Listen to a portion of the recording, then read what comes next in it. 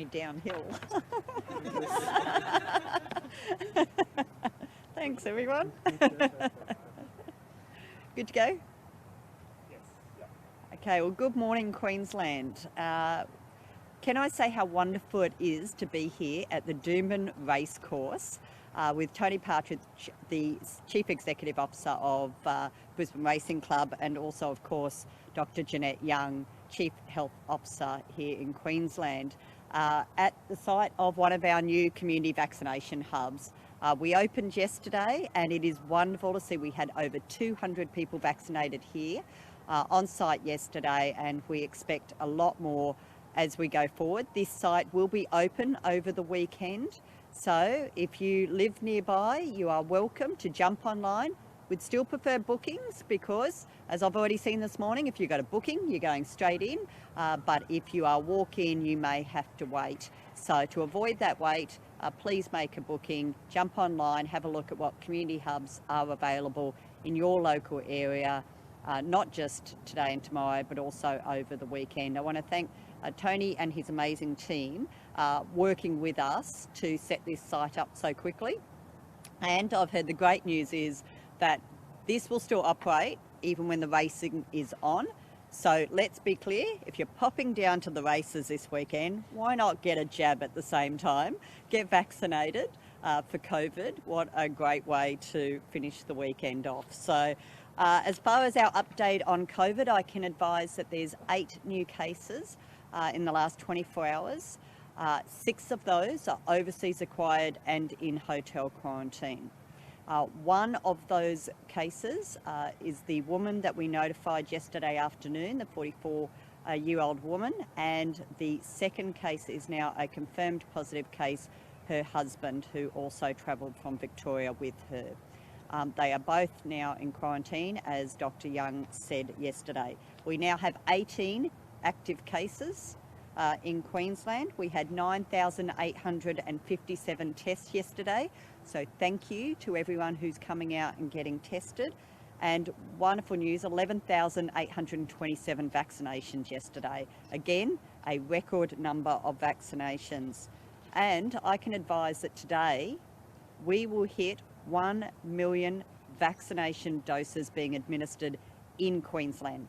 1 million. So I want to thank our GPs, the Commonwealth vaccination centres, and of course all of our Queensland Health public vaccination sites that have got us to this point, 1 million doses already. So that is great news, and that number's just going to continue to grow as we go forward in days and weeks and coming months as we get more vaccine available to us. Just in relation to the Sunshine Coast, Dr. Young will give a more detailed update, but the good news is it appears that both the 2 individuals are at the end of their infectious period, which means the risk is lower than we were expecting yesterday, which is really positive news. But we are saying to people, please have a look at the exposure sites. If you've been to an exposure site, you need to get tested and quarantine and wait for advice from Queensland Health. So you need to register online with the contact tracing form, and Q Health will contact you and advise you how long you need to be in quarantine for. And also, we are not locking down any of our vulnerable sites, being hospitals, residential aged care, residential disabilities. However, if you have been to an exposure site, you cannot access any of those particular high-risk sites over the next 14 days. So that's the only limitation we're putting on in relation to those sites. I can advise we have testing clinics operational, particularly in Caloundra. We have the Caloundra Specialist Ambulatory Care site. That is, the entrance is adjacent to the Minor Injury and Illness Clinic. That is open from 8 a.m. to 8 p.m. and it will be open over the weekend. It's a drive-through site. You can walk in as well. Please register, because there'll be 2 lines for those cars, the registered and the non-registered. So if you want to get in and out quickly, you are best to register and drive into that clinic. There's also the Nambour General Hospital and the Gympie General Hospital that are doing testing, and there are many, many private pathologists available to do testing as well.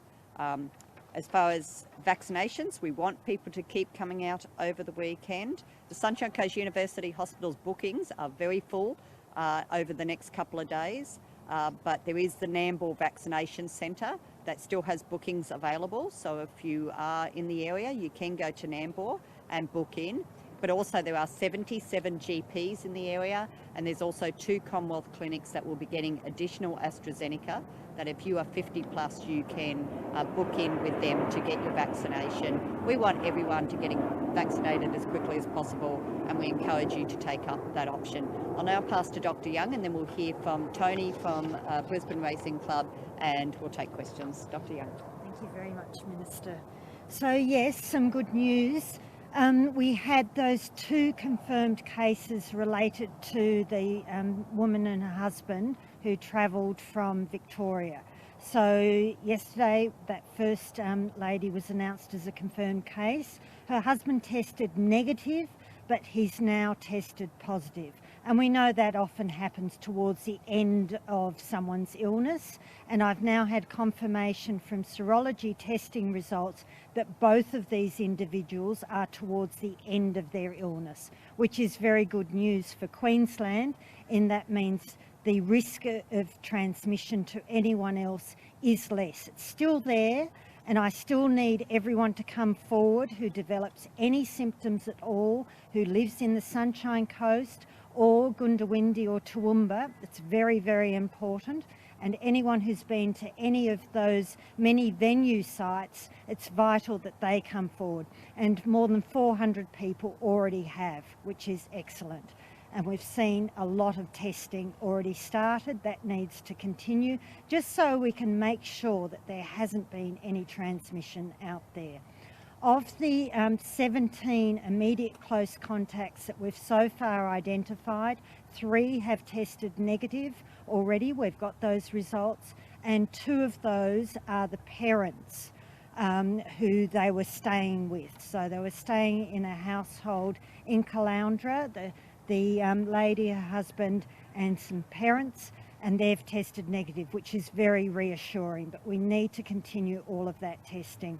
Because I believe this risk is actually a little bit lower, I haven't asked all of our vulnerable facilities to go into lockdown at this stage.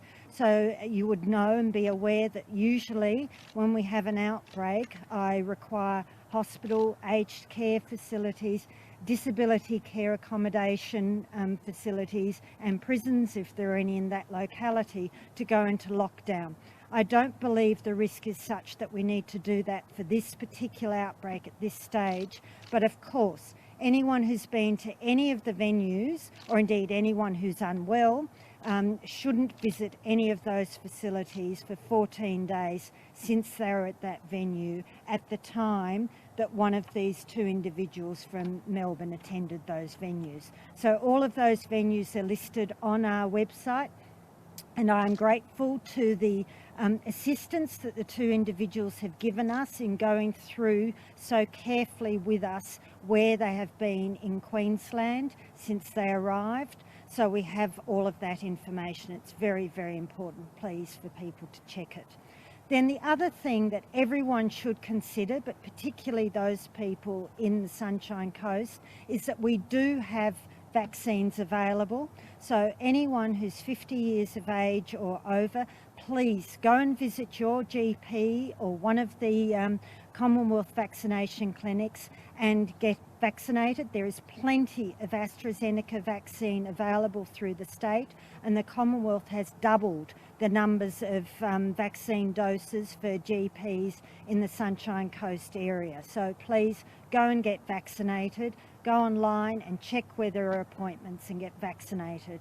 For people under 50, here at Doomben, which has been open today, which is just fantastic to see, and all of our other community sites, please go and attend those, particularly if you're aged 40 through to 49 or in the 1A or 1B category. It's really important that you avail yourself of the vaccine. Once we've got some spare capacity, we'll be reducing that age cut-off below 40. but at the moment a lot of our sites are filling up, so I still want to give another chance for that 1A and 1B group to finalise vaccination. That's all our aged care workers, disability care workers, frontline health care workers, emergency services, and those people who are vulnerable. It's really important they get done, and the 40 to 49, and then we'll open up as soon as we can to lower age groups. So please keep alert to when we open up to those lower age groups. Thank you. Thank you, Minister. The Brisbane Racing Club looks forward to playing its role in this vaccination rollout. We're very happy that Queensland Health so quickly put this community vaccine hub together at Doomben. It's a very convenient site. There's ample parking. Just follow the sign straight up into the grandstand. And if it's a race day, of course, you can stay for the races. We race here roughly once every week, but we didn't blink to say yes to this opportunity to help. So on behalf of the Brisbane Racing Club, congratulations to Queensland Health for putting it together so quickly. Thank you. Minister, can I ask, what's the stage of the police investigation? Have they come to any conclusions yet? No, so that investigation's ongoing in relation to just the relevant authorisations to travel into Queensland, and obviously the other jurisdictions will be looking at their requirements as well. So we'll wait for that process to continue and we get a final outcome. Our priority and the priority of the police right now is, of course, that contact tracing, but those investigations will occur. What do you think of what this couple did? I mean, they left Melbourne when they shouldn't have. They came to Queensland when they shouldn't have. At the very best, it's irresponsible.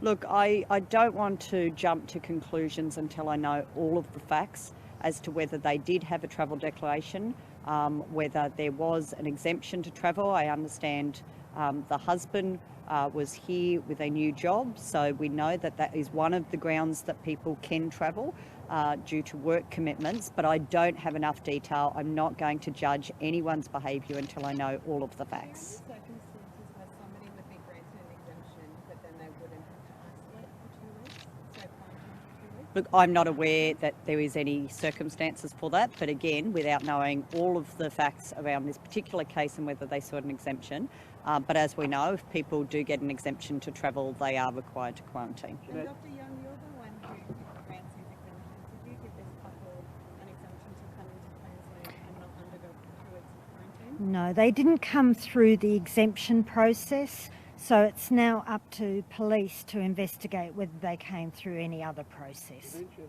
Dr. Young, that there were 17 close contacts. Yes. Who are those people apart from the family members? So they're people who've been in close contact in restaurants, cafes, those sorts of areas. Yeah, so the only household contacts are the two parents, and they've tested negative at this stage, which is really reassuring. You said they were at the end of the infection. I believe so, They yes. got here on Sunday. Yeah.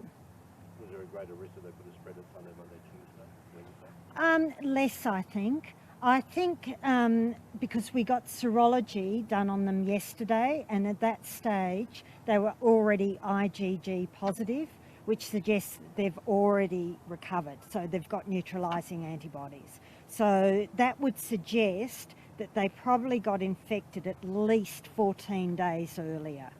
So that's why I'm saying they're towards the end of their illness. Also their CT values, so their viral load, is very, very low. So therefore the risk to residents or any of those exposure sites is lower?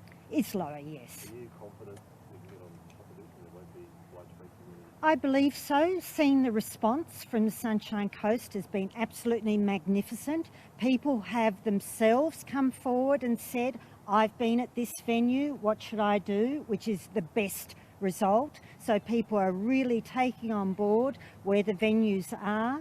We've already seen a ramp up in testing, which is just fantastic. So yes, I am confident that we can, with that continued cooperation from the people of the Sunshine Coast, I'm confident we can get on top of it. Is that 400 people that have come forward? Yes. And they're all in quarantine? No, we're working through with them because some of them are very casual contacts.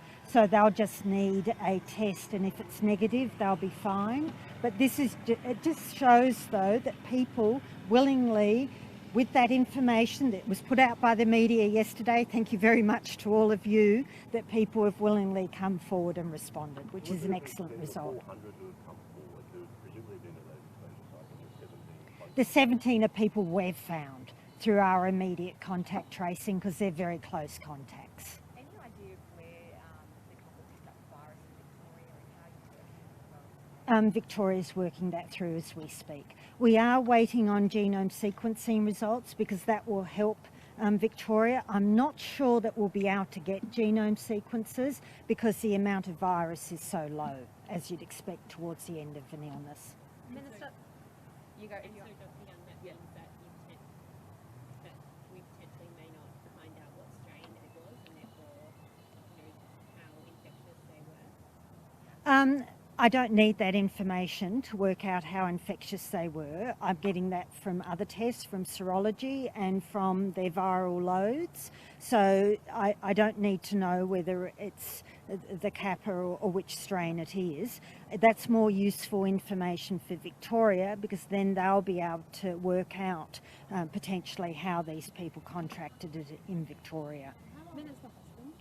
I don't have his age, sorry. And the parents, are they and her parents still I'm not sure. I believe so, but just while I got you there, the couple who came in from Qatar who were yesterday reunited with their newborn at Royal Brisbane, they've asked for exemptions for family members to come up with the dealing with the birth of the new one. What sort of view would you take? well, it depends where they are. I'd need to know where they're from. So whether they're from overseas or from New They can South. apply for an exemption like everybody else. Yes, of course they can apply for an exemption. They've Yes. also asked for some sort of help from Queensland Health to take the baby to Melbourne, where they're from. It's got to be Yeah. neonatal. Yeah, that's a normal process that we deal with regularly. So it would just go through that usual process to work out what's best for the baby, number one, of course, and then what else can be managed. Just on that case, Dr. Young, before you go, one thing that's been said is that Queensland Health, essentially in response to the fact that this couple were fully vaccinated, that Queensland Health's sort of rigid processes around who must quarantine and under what circumstances haven't been nimble and responsive to this new factor, which is that we have people coming into the country who are fully vaccinated. What's your response to that, and are the processes changing now that people are vaccinated? We're still reviewing the impact of vaccination. We know that just because you're vaccinated doesn't mean that you won't get infected. So we have seen, and we have seen in quarantine, people who've been fully vaccinated who've then tested positive. So we still need to work out what the ongoing risk, if someone gets infected who's fully vaccinated, what is the risk for them to then pass that virus on. So there have been some very good studies done in the UK looking at that, and there are still cases, a reasonable number, where people have been fully vaccinated, got infected, and then passed on that infection to someone else who's not vaccinated. So we've just got to work out all of those. Now, a neonatal intensive care unit has a lot of very, very vulnerable babies and also their mothers and other visitors. So that's why we just, although it was heartbreaking for everyone involved, that's why we could not let that family go and visit their baby. One more question on that case. Yesterday, the father involved said that he alleged that you had intervened in processes that were put in place by the hospital to allow them to cite the baby, namely via a screen, and the fact that the baby had in fact been isolated from others in the same unit. Did you intervene at all? I wasn't involved in any conversations about that. Minister, can I ask, do we know what Last mode of question now. transport was used by the couples across into Queensland? Was it a car or a truck? All I know is they drove from Victoria through New South Wales into Queensland. I don't know the size of the vehicle or the type of the vehicle, but I do know they came by road. I do want to just remind people who are in Queensland now, if you've been in New South Wales in recent times. So as Dr. Young has said, this couple were more infectious when they were in Victoria and possibly while they were travelling through New South Wales. So New South Wales has put a number of exposure sites up on their website, and you can find those exposure sites on our Queensland site as well. So anyone who has travelled around New South Wales in the last couple of weeks, can I ask you to also just have a look at those exposure sites and make sure you haven't been to one of those sites. If you have, you need to follow the instructions as well. Very last question. We're hearing there are huge traffic jams at Caloundra Hospital with lines of traffic and people and police having to step in. Is there any chance there might be some pop-up to this? So we will be monitoring this throughout the day. I've spoken to the local members as well to say to them if they're observing very long lines, I'm happy to take feedback, but we will monitor this throughout the day. There will always be lines. I need to be very clear to everyone, no matter how many sites we set up, whenever we have a community case, we know that we'll have a lot of demand. So we do ask people to be patient, but it's also why we're asking people to register, because if you register, you'll get through the testing clinics far quicker. But we will monitor. If we need to look at additional sites, we will. But we've got the Caloundra drive-through site open 12 hours a day. They'll open all weekend, and we will look at other testing sites. But please remember, it's not the only site on the Sunshine Coast. So in addition to the public sites, Nambour, Gympie and Caloundra, there are private pathologists who are taking people in for testing where they don't need a referral at all. And a number of those pathologists will probably be open on the weekend as well. So please don't think that your public site is the only one to go to. There are many, many private pathologists on the Sunshine Coast that you can get a test for today. Okay, we've got to go, guys. We've got to go. From Melbourne and Sorry. triggered the Ipswich outbreak last year. They were given community service as their sentence. Do you think that the penalties are harsh enough to prevent people from Look, sneaking in? police will, as we heard from the Deputy Commissioner yesterday, there is a range of penalties. And some of them, there is also criminal charges that can be laid. So look, let's wait and find out what the facts are, and the police will make a decision as to whether there should be any consequences or any fines or anything else. Thanks, Thank you. guys. Are we going to get some overlay, mate? I believe so, yes. Yeah. They've said that's okay.